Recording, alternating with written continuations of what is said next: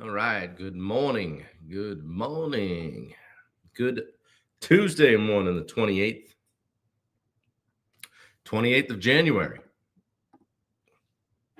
How we doing? Damn. Main line in the coffee this morning. What is going on? What the hell going on over there? See who jumps on here for a minute. I didn't shoot one of you guys bow this morning and tell you 8 o'clock, but I think you're getting the gist, so to speak. Getting out here a bit and people getting a little regularity to it. So got my sporting my snappy blue Job Tread sweatshirt t-shirt today, and I'm liking that. I'm told I look good in blue. Wendy told me that, so she's biased. Dave Howard, how you doing, buddy? Good to see you.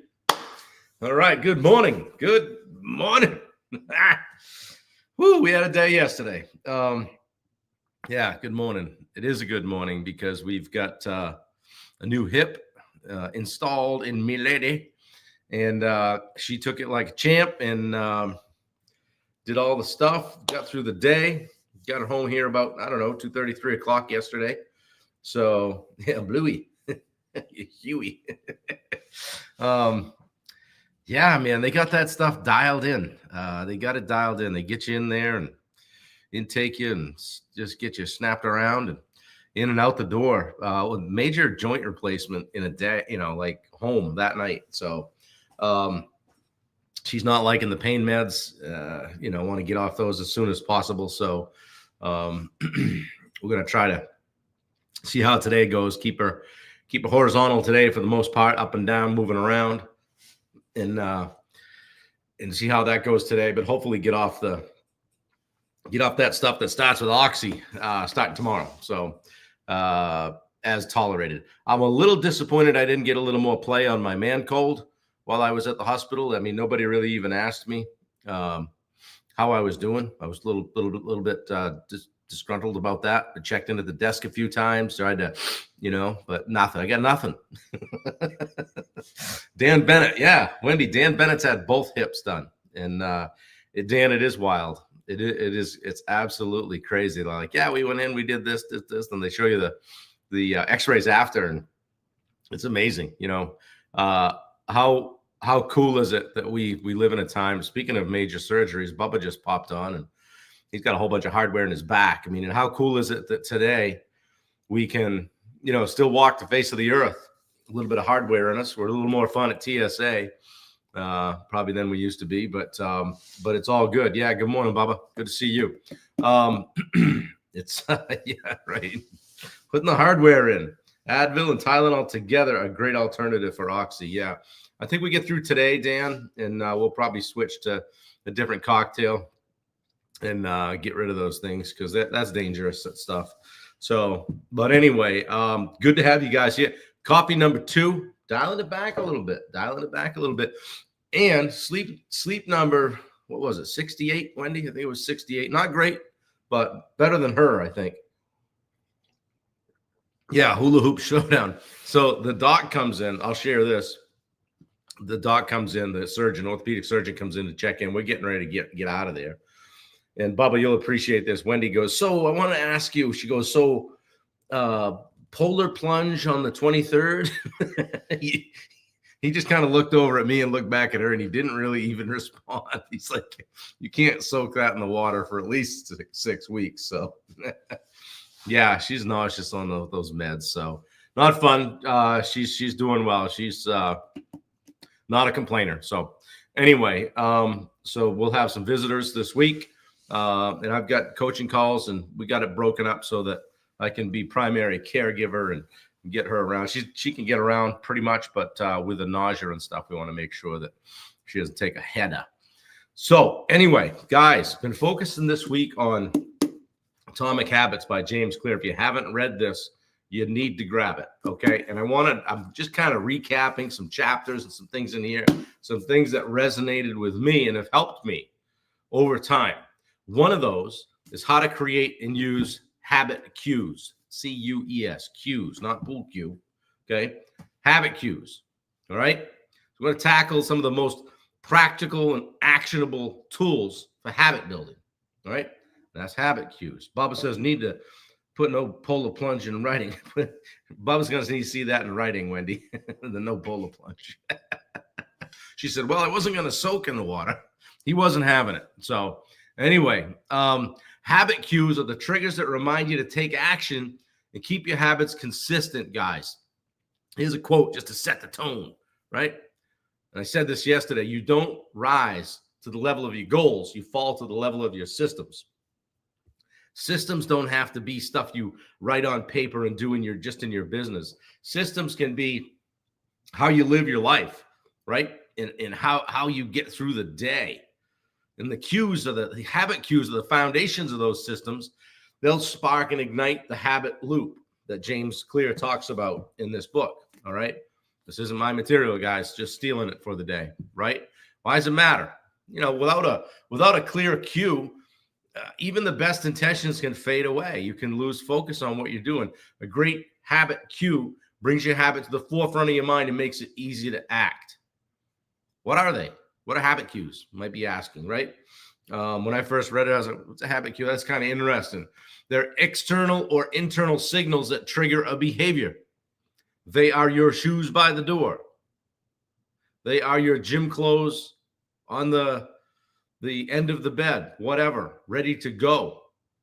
They can be a time, a day, a location, an object, an event, or like even a preceding action. Walking into your office triggers the habit of checking your email. Like I said, seeing your running shoes by the door triggers the habit of going for a run. Okay? There's 4 types of habit cues according to James Clear: time, location, preceding event, and emotional state. So for time, hey, it's a specific time. I go live every day at 8 unless there's something in the way. Location. Right here. This is a habit cue for me. I come down here, I flip the laptop open, try to pour into people. How about a preceding event? One habit stacked on another, like brushing your teeth, or tooth if you're from Maine. After washing you, you know what? Do you know why the toothbrush? The toothbrush was invented in Maine? Because if it wasn't, it'd be called the teeth brush. There's your joke for the day. And then floss that baby, right? So the brushing your teeth triggers the flossing of the tooth, right? Yeah, Dan says I got some side effects. Yeah, right. I'm having a good time this morning. How about emotional state? Feeling stressed may trigger a bad habit. Like for me, if I get stressed, then I'm like, drive through. I'm gonna go through the drive through, or snacking, or just scrolling endlessly, right? So use that habit cue to build positive habits instead of bad ones. All right. How to make them work for you? Make them obvious. Is your cue hidden? It'll never start. Your habit will never start. For example, leave that water bottle right on your desk. I'm looking for one here. We don't drink water here, I guess. We're trying. Leave it. I put one in my pack yesterday. Guess what? Didn't see it. Didn't really drink water much yesterday. My mother gave me a water. Speaking of my mother, I want to thank her for being there yesterday and hanging out with us. So she claims I was a wreck, but I didn't see it. So I don't know what she's talking about there, but we got through it. Guys, stack your habits.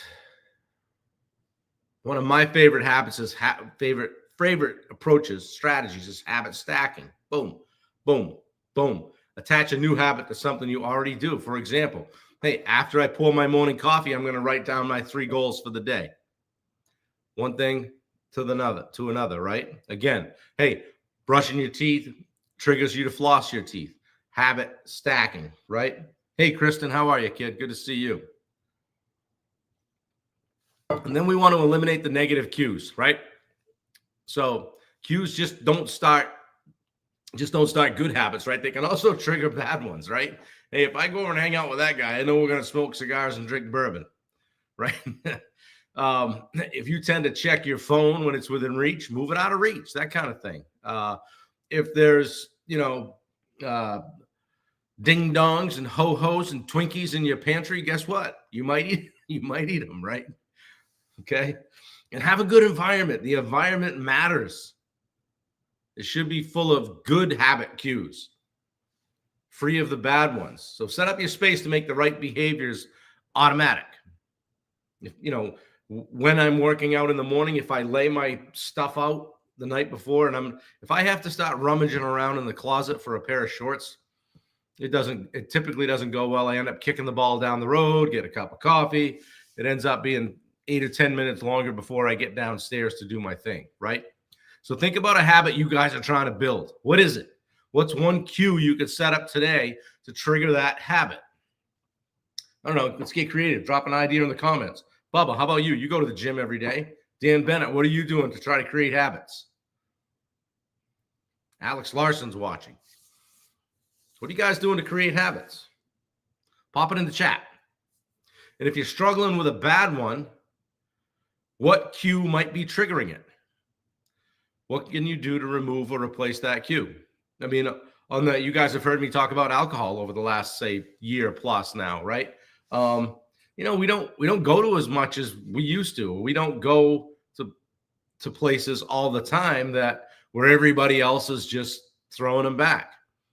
It's just probably not, number one, it's I can have fun, but I don't love taking hey, when are you going to start drinking again stuff? So I'm like, hey, I've had enough of that for a while. We'll drop in, we'll pop in. We may not stay as long, right? And we'll keep our eye on the world domination program going on over here. So, all right. So choose your cue, right? Pick one habit and identify a clear, specific cue for it. Be intentional. Make it something you're going to see or hear or experience every day. Alex Larson says, turning off notifications on my phone.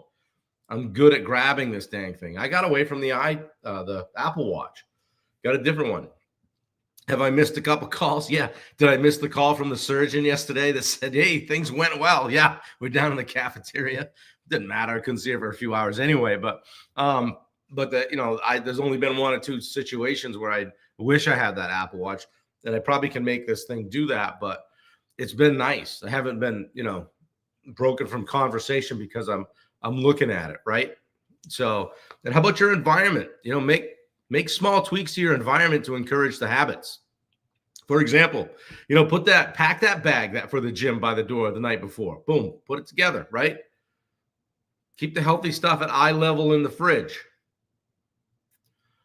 Maybe you set your journal on your pillow so that you see it right before bed. Dan Bennett says, I'm doing 21-day exercise to help me be a better listener and more empathetic. That's awesome. Yeah. Alex says, what watch you wearing? This is the Phoenix 8, Alex. Yeah, take out a small loan. It was the one Christmas gift that I got. That tells you anything. Yeah, it ain't cheap. So, and there's a 165-page manual with it that I need to read and get so it'll do what I need it to do. So, yeah, guys, like experiment and adjust with this stuff too, because not every cue is going to work perfectly. Remember, I talked to you. I'm gonna dig up the habit tracker for tomorrow and show you where I tried to start tracking, and I put like 25 things down, and I was gonna, change everything, right? Wholesale change. It didn't work. It just pissed me off, right? So pay attention to what feels natural and adjust as needed.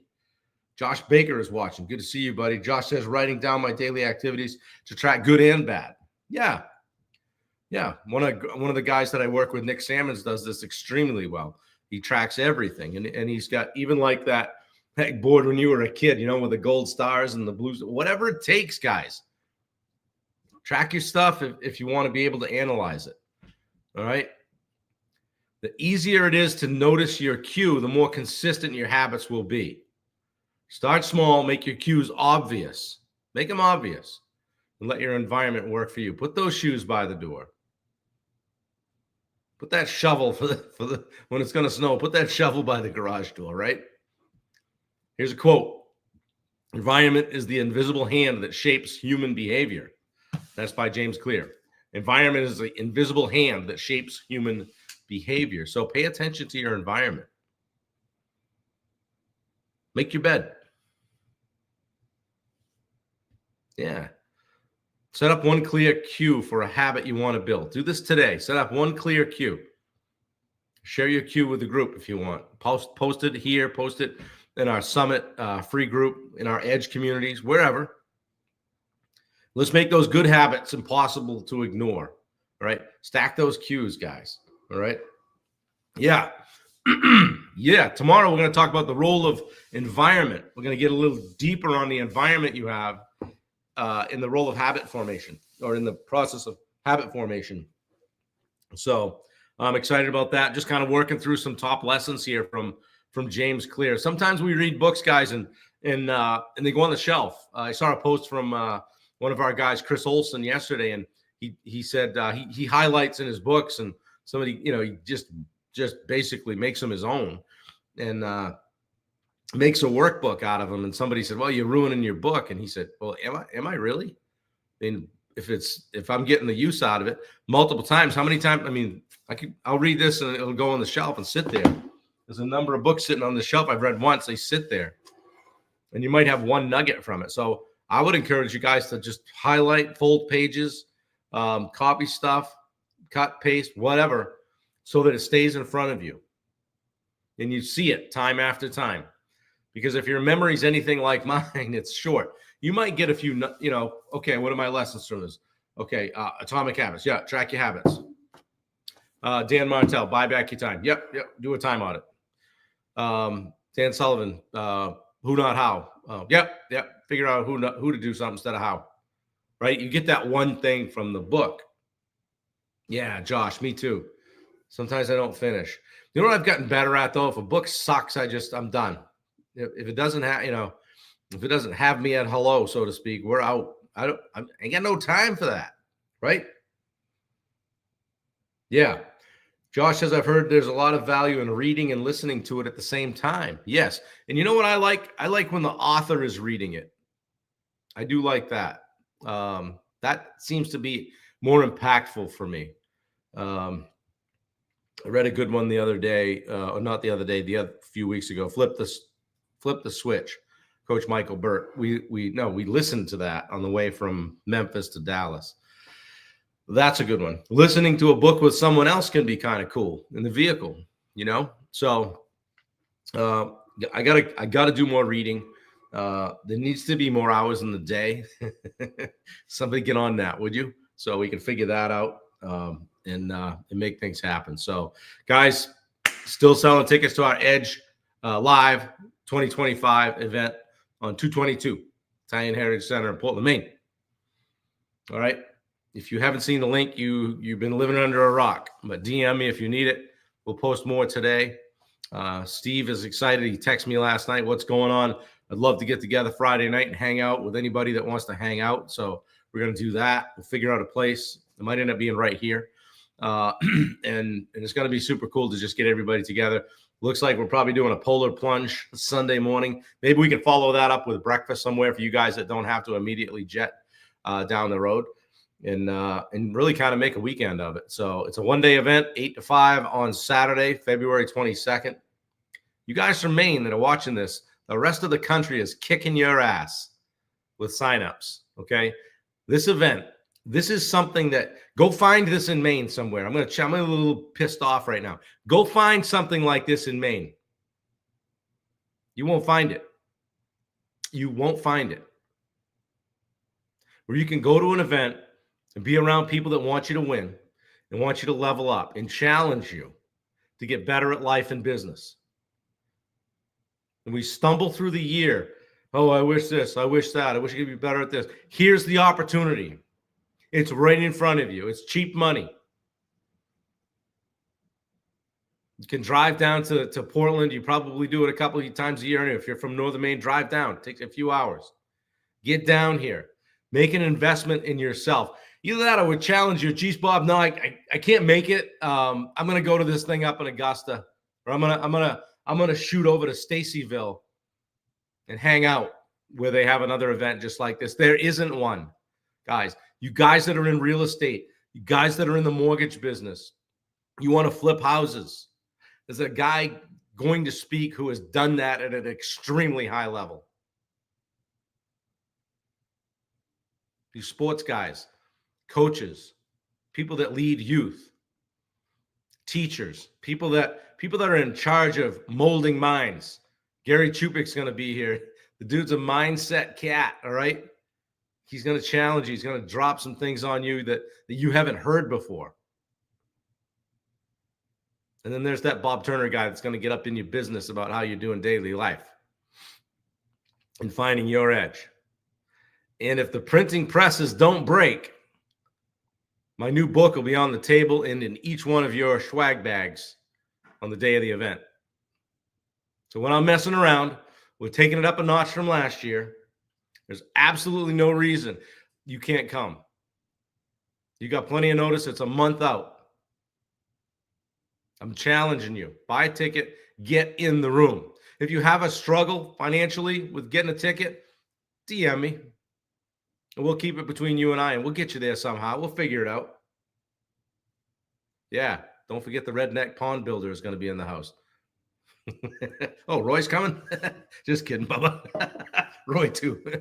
Yeah, no, I don't want to yell at you guys, but damn, like, it's a great opportunity to get around people, get around people that want you to win. And I don't know, short of showing up at your office and beating you over the head, dragging you down there to Portland.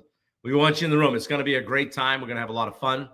You're going to meet a lot of people. I guarantee your network will grow by association with these guys that are coming into this room. So they're not messing around. They want to pour into you, as do I. We want to make it a great day. So we'll put the link in the comments. That's what I have for you today, guys. Tomorrow, we're going to talk about the role of environment and habit formation.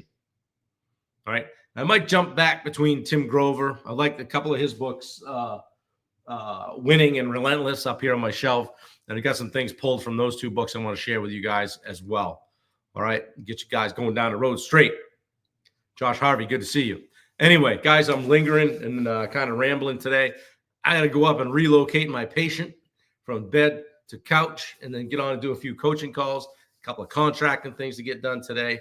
We got the heavy lifting behind us this week. So keep your foot on the gas, keep looking and finding your edge. And if there's anything I can do for you, please DM me, shoot me a message. I'll always give you some time. All right, I'm out, guys. Take care. Have a great day.